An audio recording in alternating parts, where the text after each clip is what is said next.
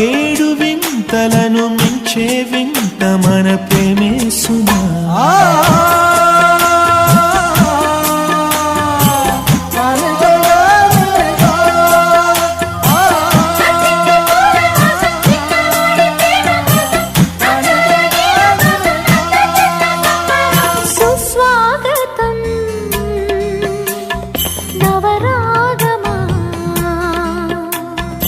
పలికిందిలే